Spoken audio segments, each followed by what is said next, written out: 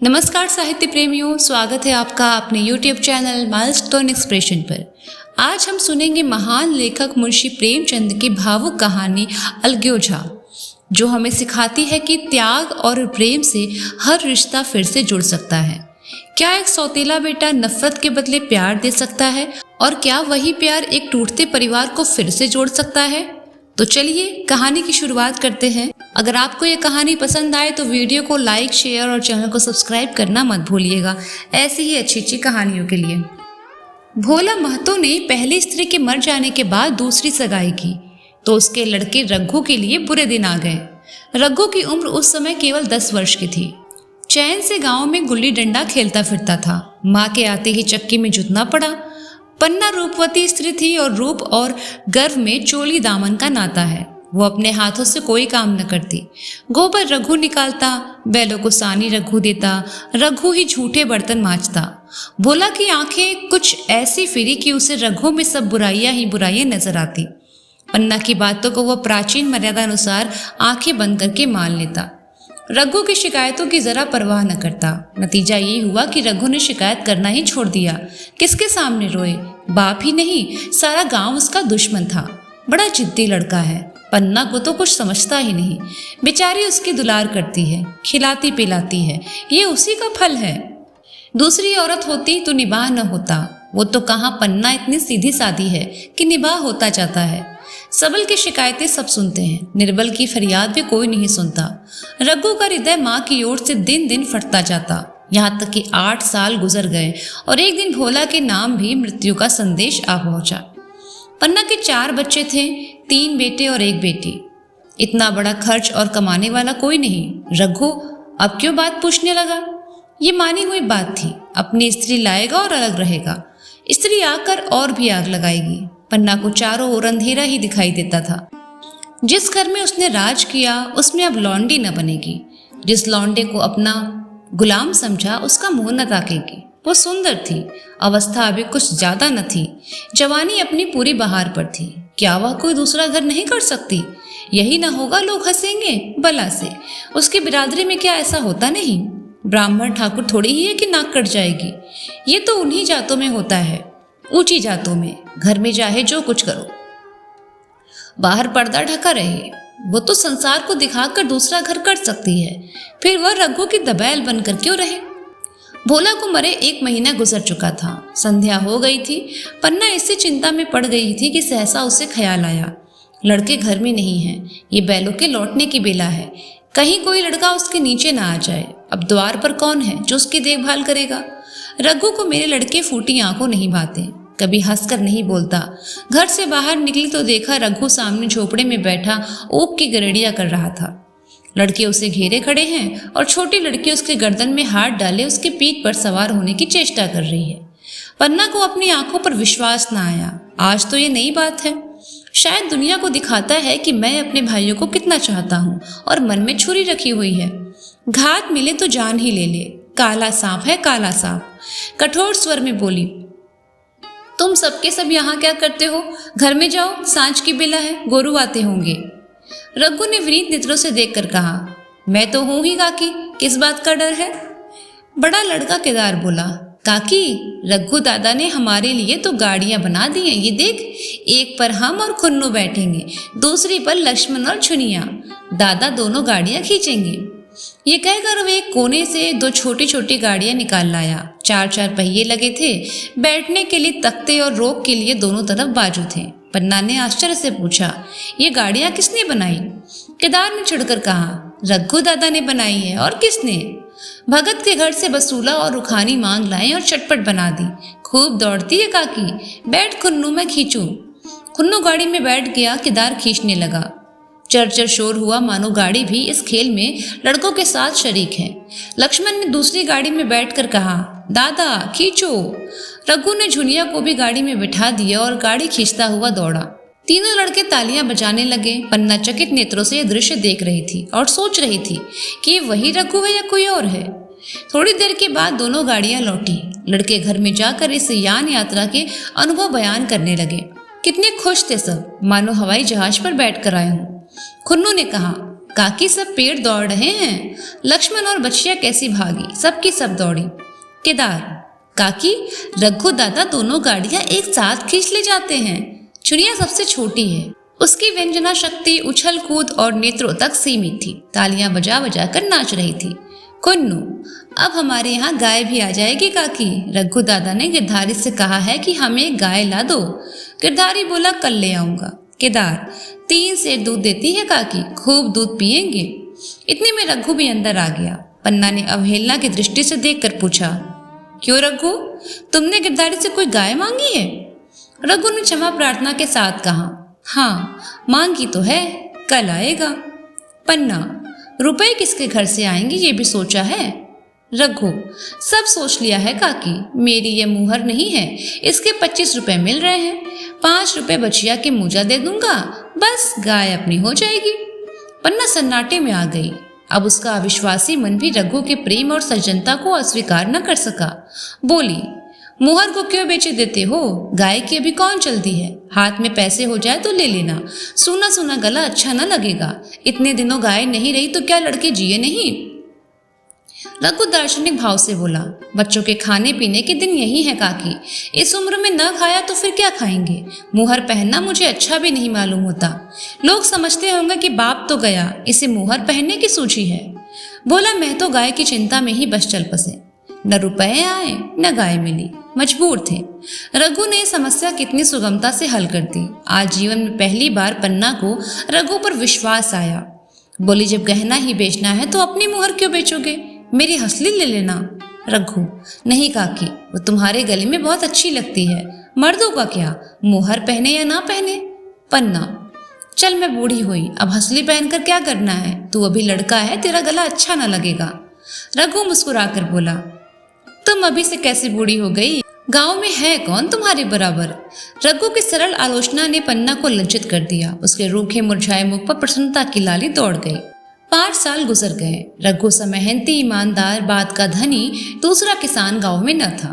पन्ना की इच्छा के बिना कोई काम न करता। उसकी उम्र अब 23 साल की हो गई थी।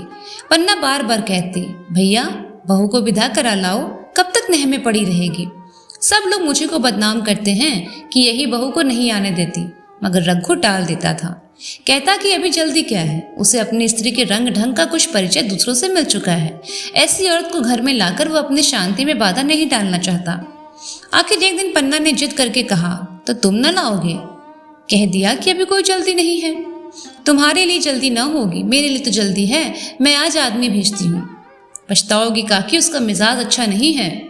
तुम्हारी बला से, जब मैं उससे बोलूंगी ही नहीं तो क्या हवा से लड़ेगी? रोटियां तो बना लेगी। मुझसे भीतर बाहर का काम सारा होता नहीं। मैं आज बुलाए लेती हूँ। बुलाना चाहती हो तो बुला लो, मगर फिर ये ना कहना कि यह मेहरिया को ठीक नहीं करता, उसका गुलाम हो गया। न कहूंगी। जाकर 2 साड़ियाँ और मिठाई ले आ। तीसरे दिन मुलिया मैके से आ गई। दरवाजे पर नगाड़े बजे, शहनाइयों की मधुर ध्वनि आकाश में गूंजने लगी। मुँह दिखावे की रस्म अदा हुई। वो इस मरुभूमि में निर्मल जलधारा थी। गेहुआ रंग था, बड़ी बड़ी नोकीली पलकें, कपोलों पर हल्की सुर्खी, आंखों में प्रबल आकर्षण। रघु उसे देखते ही मंत्रमुग्ध हो आया। प्रातःकाल पानी का घड़ा लेकर चलती, तब उसका गेहुआ रंग प्रभात के सुनहरी किरणों से कुंदन हो जाता, मानो उषा अपनी सारी सुगंध, सारा विकास और उन्माद लिए मुस्कुराती चली जाती हो। मुलिया मैके से ही जली भुनी आई थी। मेरा शौहर छाती फाड़कर काम करे और पन्ना रानी बनी बैठी रहे, उसके लड़के रईस जादे बने घूमे। मुलिया से बर्दाश्त ना होगा। वो किसी की गुलामी न करेगी। अपने लड़के तो अपने ही होते हैं, भाई किसके होते हैं? जब तक पर नहीं निकलते रघु को घेरे हुए हैं। जो ही जरा सयाने होंगे पर झाड़ कर निकल जाएंगे, बात भी न पूछेंगे। एक दिन उसने रघु से कहा, तुम्हें इस तरह गुलामी करनी हो तो करो, मुझसे न होगी। रघु, तो फिर क्या करूं, तू ही बता। लड़के तो अभी घर का काम करने लायक भी नहीं है। मुलिया, लड़के रावत के हैं पर तुम्हारे नहीं हैं। यही पन्ना है जो तुम्हें दाने दाने को तरसाती थी। सब सुन चुकी हूँ। मैं लौंडी बनकर न रहूंगी। रुपए पैसे का मुझे हिसाब नहीं मिलता। न जाने तुम क्या लाते हो, वो क्या करती है। तुम समझते हो रुपए घर में ही तो हैं, मगर देख लेना तुम्हें जो एक फूटी कौड़ी भी मिले। रघु, रुपए पैसे तेरे हाथ में देने लगो तो दुनिया क्या कहेगी, ये तो सोच। मुलिया, दुनिया जो कहे चाहे, दुनिया के हाथों बिकी नहीं हूं मैं। देख लेना, भाड़ लीप कर हाथ काला ही रहेगा। फिर तुम अपने भाइयों के लिए मरो, मैं क्यों मरूं? रघु ने कुछ जवाब न दिया। उसे जिस बात का भय था वो इतनी जल्दी सिर पर आ पड़ी। अब अगर उसने बहुत तत्थो भत्तो किया तो साल 6 महीने और काम चलेगा, बस आगे यह डोंगा चलता नजर नहीं आता। बकरे की माँ कब तक खैर मनाएगी। एक दिन पन्ना ने महुए का सुखावन डाला। बरसात शुरू हो गई थी। बखार में अनाज गीला हो रहा था। मुलिया से बोली, बहू जरा देखती रहना, मैं तालाब में नहाऊं। मुलिया ने लापरवाही से कहा, मुझे नींद आ रही है, तुम बैठकर देखो, एक दिन न नहाओगे तो क्या हो जाएगा। पन्ना ने साड़ी उतार कर रख दी। नहाने न गई। मुलिया का वार खाली गया। कई दिन के बाद एक शाम को पन्ना थान रोप कर लौटी। अंधेरा हो गया था। दिन भर की भूखी थी। आशा थी बहू ने रोटी बनाकर रखी होगी, मगर देखा तो यहाँ चूल्हा ठंडा पड़ा था और बच्चे मारे भूख के तड़प रहे थे। मुलिया से आहिस्ता से पूछा, आज अभी चूल्हा नहीं जला? केदार ने कहा, आज दोपहर को भी चूल्हा नहीं जला काकी, भाभी ने कुछ बनाया ही नहीं। पन्ना, तो तुम लोगों ने खाया क्या? केदार, कुछ नहीं, रात की रोटियां थी, खुन्नू और लक्ष्मण ने खाई, मैंने सब तो खा लिया। पन्ना, और बहू? केदार, वो पड़ी सो रही है, कुछ नहीं खाया। पन्ना ने उसी वक्त चूल्हा जलाया और खाना बनाने बैठ गई। आटा गूंथती थी और रोती थी। क्या नसीब है, दिन भर खेत में जली, घर आई तो चूल्हे के सामने जलना पड़ा। केदार का 14वां साल था। भाभी की रंग ढंग देखकर सारी स्थिति समझ रहा था। बोला, काकी भाभी अब तुम्हारे साथ रहना नहीं चाहती। पन्ना ने चौंक कर पूछा, क्या कुछ कहती है? केदार, कहती कुछ नहीं थी, मगर है उसके मन में यही सब बातें। फिर तुम क्यों नहीं उसे छोड़ देती? जैसे चाहे रहे, हमारा भी भगवान है। पन्ना ने दांतों से जीभ दबाकर कहा, चुप, मेरे सामने ऐसी बातें भूलकर भी न कहना। रघु तुम्हारा भाई नहीं, तुम्हारा बाप है। मुलिया से कभी बोलोगे तो समझ लेना जहर खा लूंगी। दशहरे का त्योहार आया। इस गांव से कोस पर एक पूर्वे में मेला लगता है। गांव के सब लड़के मेला देखने चले गए।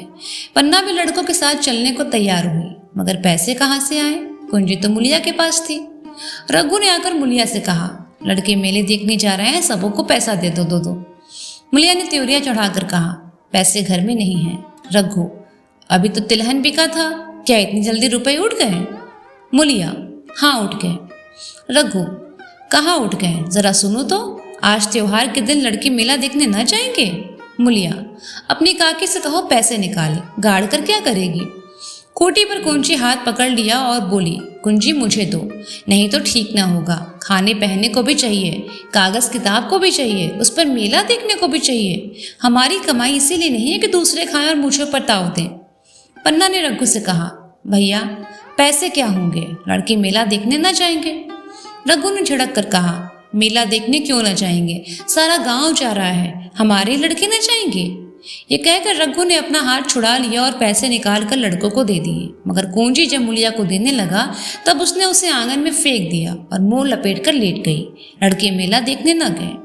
इसके बाद 2 दिन गुजर गए। मुलिया ने कुछ नहीं खाया और पन्ना भी भूखी रही।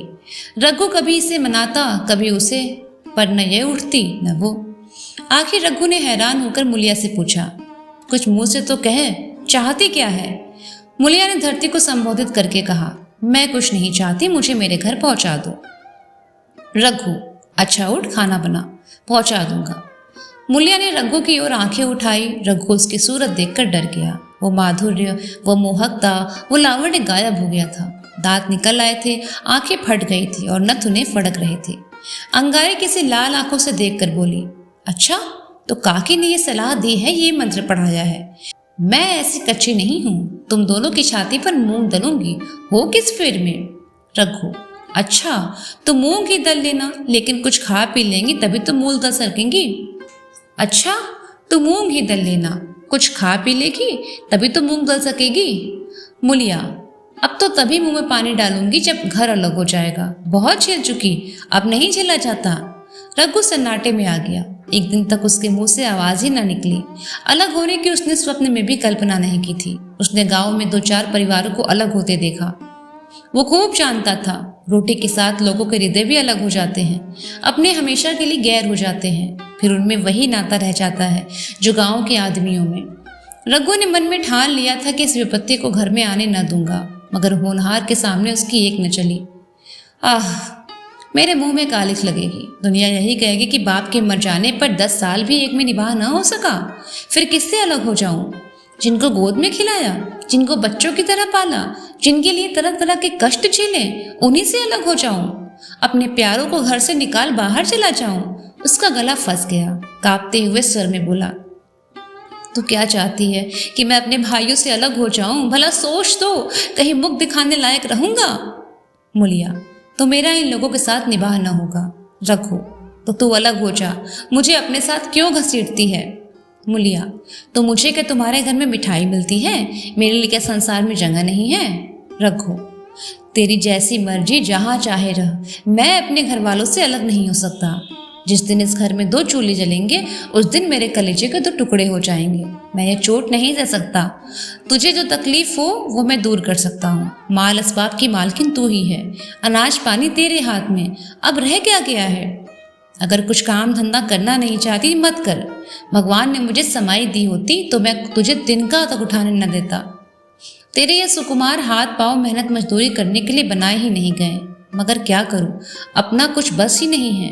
फिर भी तेरा जी कोई काम करने को न चाहे तो मत कर, मगर मुझसे अलग होने को न कहे। मैं तेरे पैरों पर पड़ता हूँ। मुलिया ने सिर से आंचल खिसकाया और जरा समीप आकर बोली, मैं काम करने से नहीं डरती, न बैठे बैठे खाना चाहती हूँ, मगर मुझसे किसी की धौंस नहीं सही जाती। तुम्हारी काकी घर का काम काज करती हैं तो अपने लिए करती हैं, अपने बाल बच्चों के लिए करती हैं, मुझ पर कुछ एहसान नहीं करती। फिर मुझ पर धौंस क्यों जमाती हैं? उन्हें अपने बच्चे प्यारे होंगे, मुझे तो तुम्हारा आसरा है। मैं अपनी आंखों से नहीं देख सकती कि सारा घर तो चैन करे, जरा जरा से बच्चे तो दूध पिए, और जिसके बलबूते पर गृहस्थी बनी हुई है वो मट्ठे को तरसे, उसका कोई पूछने वाला ना हो। जरा अपना मुंह तो देखो, कैसी सूरत निकल आई है। औरों के तो 4 बरस में अपने पट्टे तैयार हो जाएंगे, तुम तो 10 साल में खाट पर पड़ जाओगे। बैठ जाओ, खड़े क्यों हो? क्या मार कर भागोगे?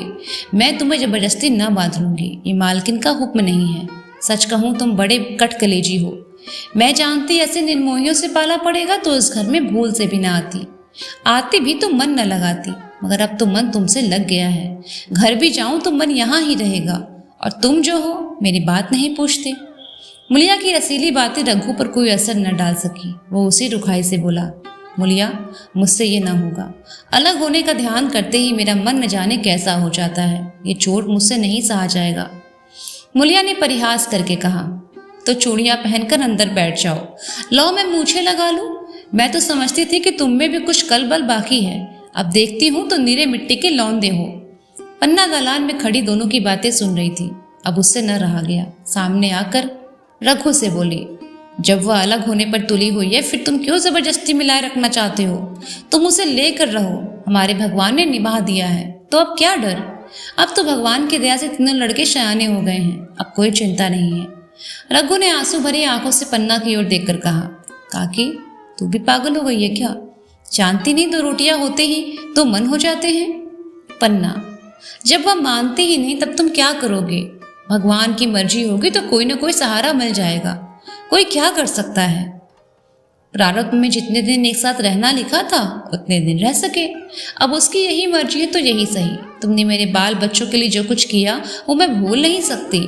तुमने इनके सिर पर हाथ न रखा होता तो आज इनकी न जाने क्या गति होती, न जाने किसके द्वार पर ठोकरे खाते होते, न जाने कहाँ कहाँ भीख मांगते फिरते।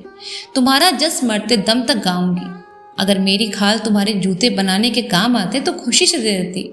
चाहे तुमसे अलग हो जाऊं, पर जिस घड़ी पुकारोगे कुत्ते की तरह दौड़ी आऊंगी। ये भूल कर भी न सोचना कि तुमसे अलग होकर मैं तुम्हारा बुरा सोचूंगी। जिस दिन तुम्हारा अनुभव मेरे मन में आएगा उसी दिन विष खाकर मर जाऊंगी। भगवान करे तुम दूधो नहाओ पूतो फलो। मरते दम तक यही असीस मेरे रोए रोए से निकलती रहेगी, और अगर लड़के भी अपने बाप के हैं तो मरते दम तक तुम्हारा पोस मानेंगे। ये कहकर पन्ना रोती हुई वहां से चली गई। रघु वही मूर्ति की तरह बैठा रहा। आसमान की ओर टकटकी लगी थी और आंखों से आंसू बह रहे थे। पन्ना की बातें सुनकर मुलिया समझ गई कि अपने पौ 12 हैं। चटपट उठी, घर में झाड़ू लगाई, चूल्हा जलाया, कुएं से पानी लाने चली। उसकी टेक पूरी हो गई थी। गांव में स्त्रियों के 2 दल होते हैं, एक बहुओं का, दूसरा सासों का। बहुएं सलाह और सहानुभूति के लिए अपने दल में जाती हैं, सासें अपने में। दोनों की पंचायतें अलग होती हैं। मुलिया को कुएं पर 2-3 बहुएं मिल गई। एक से पूछा, आज तो तुम्हारी बुढ़िया बहुत रो धो रही थी। मुलिया ने विजय के गर्व से कहा। इतने दिनों से घर की मालकिन बनी हुई है, राजपाट छोड़ते किसे अच्छा लगता है। बहन, मैं उनका बुरा नहीं चाहती, लेकिन एक आदमी की कमाई में कहाँ तक बरकत होगी। मेरे भी तो यही खाने पीने पहनने ओढ़ने के दिन हैं। अभी उनके पीछे मरो, फिर बाल बच्चे हो जाए उनके पीछे मरो, सारी जिंदगी रोते ही कट जाएगी। एक बहू ने कहा, बुढ़िया यही चाहती है कि ये सब जन्म भर मेरी लौंडी बनी रहे, मोटा झूठा खाएं और पड़ी रहे। दूसरी बहू, किस भरोसे पर कोई मरे। अपने लड़के तो बात नहीं पूछें, पराये लड़कों का क्या भरोसा। कल इनके हाथ पैर हो जाएंगे, फिर कौन पूछता है। अपनी अपनी मेहरियों का मुंह देखेंगे, पहले ही से फटकार देना अच्छा है, फिर तो कोई कलंक न होगा। मुलिया पानी लेकर गई, खाना बनाया और रघु से बोली, जाओ नहाओ, रोटी तैयार है। रघु ने मानो सुना ही नहीं, सिर पर हाथ रखकर द्वार की तरफ ताकता रहा। मुलिया, क्या कहती हूँ, सुनाई नहीं दे रहा। रोटी तैयार है, जाओ नहा लो। रघु, सुन तो रहा हूँ, क्या बहरा हूँ। रोटी तैयार है तो जाकर खा ले, मुझे भूख नहीं है। मुलिया ने फिर नहीं कहा, जाकर चूल्हा बुझा दिया, रोटियां उठाकर छीके पर रख दी और मुंह ढाककर लेट रही। जरा देर में पन्ना आकर बोली, खाना तैयार है, नहा धोकर खा लो, बहू भी भूखी होगी। रघु ने झुझला कर कहा, काकी तू घर में रहने देगी कि मुंह में कालिख लगवा कर कहीं निकल जाऊं। खाना तो खाना ही है, आज न खाऊंगा कल खाऊंगा, लेकिन अभी मुझसे न खाया जाएगा। केदार क्या अभी मदरसे से नहीं आया। पन्ना, अभी तो नहीं आया, आता ही होगा। पन्ना समझ गई कि जब तक वह खाना बनाकर लड़कों को न खिलाएगी और खुद न खाएगी, रघु नहीं खाएगा। इतना ही नहीं, उसे रघु से लड़ाई करनी पड़ेगी, उसे जली कट्टी सुनानी पड़ेगी, उसे दिखाना पड़ेगा कि मैं ही उससे अलग होना चाहती हूँ, नहीं तो वह इसे चिंता में घुल घुल कर प्राण दे देगा। यह सोचकर उसने अलग चूल्हा जलाया और खाना बनाने लगी। इतने में केदार और खुन्नू मदरसे से आ गए। पन्ना ने कहा, आओ बेटा खा लो, रोटी तैयार है। केदार ने पूछा, भैया को भी बुला लो ना। पन्ना, तुम आकर खा लो, उसकी रोटी बहू ने अलग बनाई है। खुन्नू, जाकर भैया से पूछना हूँ। पन्ना, जब उनका जी चाहेगा खाएंगे, तू बैठ कर खा, तुझे इन सब बातों से क्या मतलब। जिसका जी चाहेगा खाएगा, इसका जी न चाहेगा न खाएगा। जब वह और उसकी बीवी अलग रहने पर तुले हैं तो कौन मनाए। केदार, तो क्यों अम्मा जी, क्या हम अलग घर में रहेंगे। पन्ना, उनका जी चाहे एक घर में रहे, जी चाहे आंगन में दीवार डाल दे। खुन्नू ने दरवाजे पर आकर झांका, सामने पूस की झोपड़ी थी, वहीं घाट पर पड़ा रघु नारियल पी रहा था। खुन्नू, भैया तो अभी नारियल लिए बैठे हैं। पन्ना, जब जी चाहेगा खाएंगे। केदार, भैया ने भाभी को डांटा नहीं। मुलिया अपनी कोठरी में पड़ी सब सुन रही थी, बाहर आकर बोली, भैया ने तो नहीं डांटा, अब तुम आकर डांट दो। केदार के चेहरे के रंग उड़ गए, फिर जबान न खोली। तीनों लड़कों ने खाना खाया और बाहर निकले। लू चलने लगी थी। आम के बाग में गांव के लड़के लड़कियां हवा से गिरे हुए आम चुन रहे थे। केदार ने कहा, आज हम भी आम चुनने चले, खूब आम गिर रहे हैं। खुन्नू, दादा जो बैठे हैं। लक्ष्मण, मैं न जाऊंगा, दादा घुड़केंगे।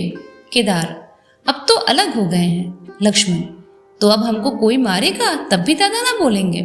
केदार, वाह, तब क्यों नहीं बोलेंगे। रघु ने तीनों लड़कों को दरवाजे पर खड़ा देखा, पर कुछ बोला नहीं। पहले तो वह घर के बाहर निकलते ही उन्हें डांट बैठता था, पर आज वह मूर्ति के समान निश्चल बैठा रहा। अब लड़कों को कुछ साहस हुआ, कुछ दूर और आगे बढ़े। रघु अब भी न बोला, कैसे बोले। वो सोच रहा था, काकी ने लड़कों को खिला पिला दिया, मुझसे पूछा तक नहीं। क्या उसकी आंखों पर भी पर्दा पड़ गया है। अगर मैंने लड़कों को पुकारा और वो ना आए तो मैं उनको मार पीट तो न सकूंगा। लू में सब मारे मारे फिरेंगे, कहीं बीमार न पड़ जाएं। उसका दिल महसूस कर रह जाता था, लेकिन उसके मुंह से कुछ न निकला। लड़कों ने देखा कि वह बिल्कुल नहीं बोलते तो निर्भय होकर चल पड़े। सहसा मुलिया ने आकर कहा, अब तो उठोगे कि अब भी नहीं। जिनके नाम पर खाका कर रहे हो, उन्होंने मजे से लड़कों को खिलाया और अपने आप खाया, अब आराम से सो रही हैं। मोर पिया बात न पूछे, मोर सुहागे ना हो। एक बार भी तो मुंह से न फूटा कि चलो भैया खा लो।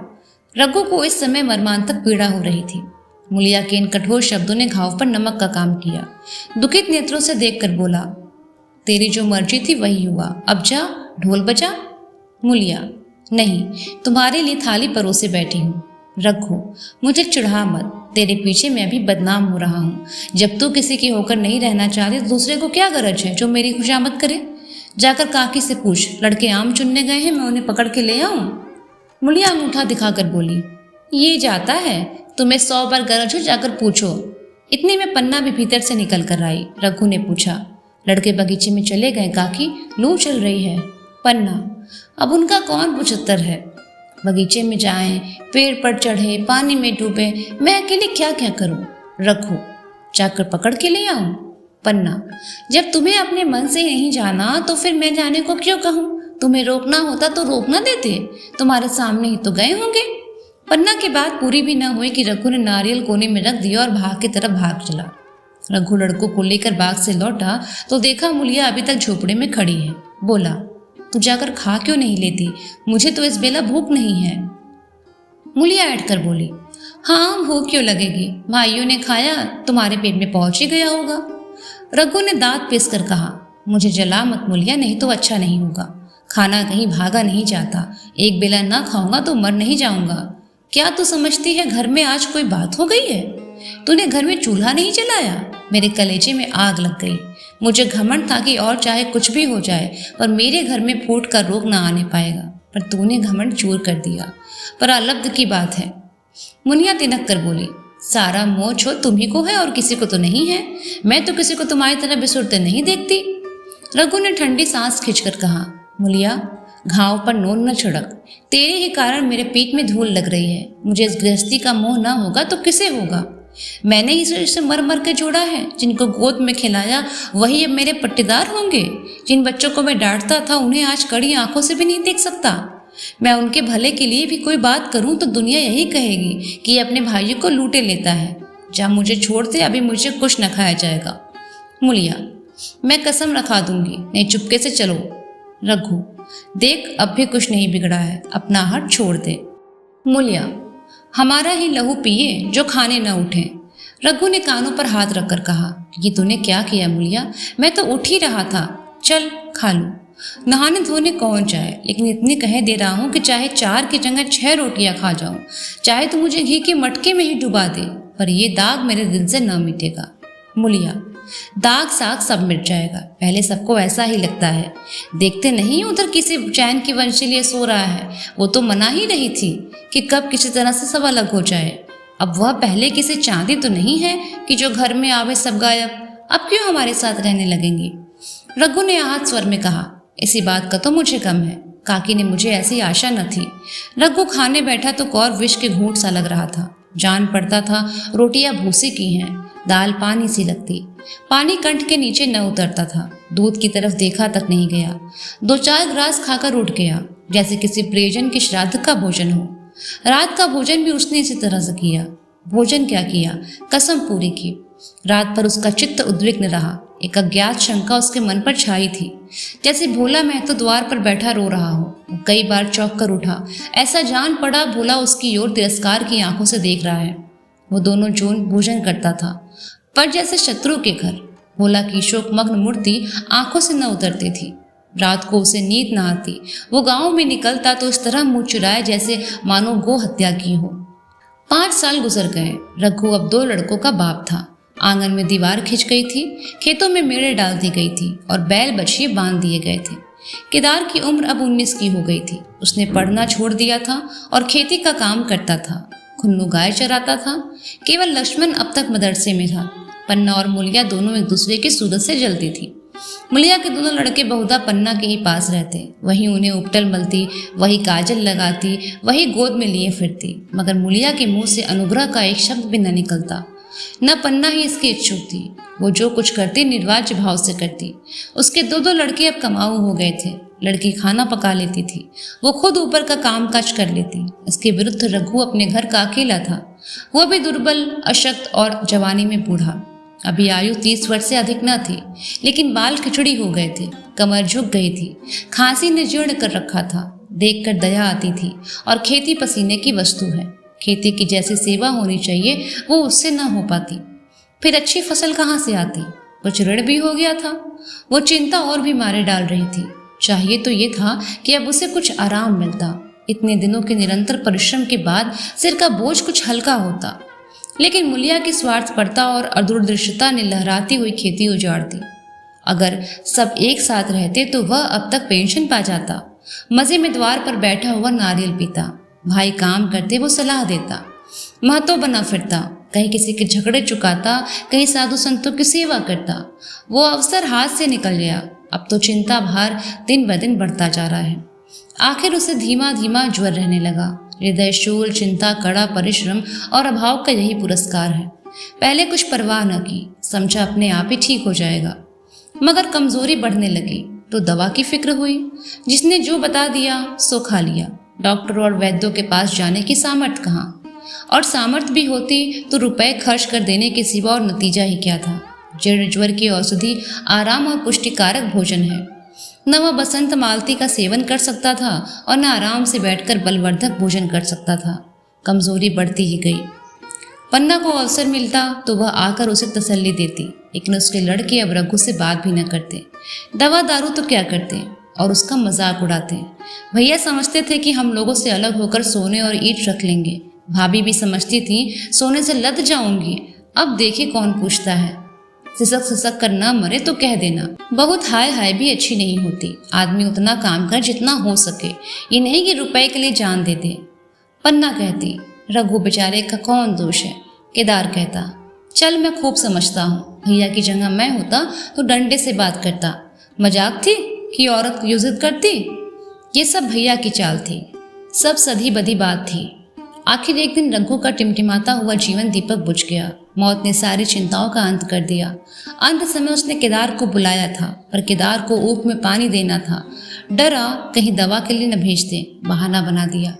मुड़िया का जीवन अंधकारमय हो गया। जिस भूमि पर उसने मंसूबों की दीवार खड़ी की थी वो नीचे से खिसक गई। जिस खूंटे के बल वह उछल रही थी वह उखड़ गया। गांव वालों ने कहना शुरू कर दिया, ईश्वर ने कैसा तत्काल दंड दिया। बेचारी मारे लाज के अपने दोनों बच्चों के लिए रोया करती। गांव में किसी को मुंह दिखाने का साहस न होता। प्रत्येक प्राणी उससे यही कहता हुआ मालूम होता था। मारे घमंड के धरती पर पांव न रखती थी। आखिर सजा मिल ही गई कि नहीं। अब इस घर में कैसे निर्वाह होगा। वो किसके सहारे रहेगी, किसके बल पर खेती होगी। बेचारा रघु बीमार था, दुर्बल था, पर जब तक जीता रहा अपना काम करता रहा। मारे कमजोरी के कभी कभी सिर पकड़कर बैठ जाता और जरा दम लेकर फिर हाथ चलाने लगता था।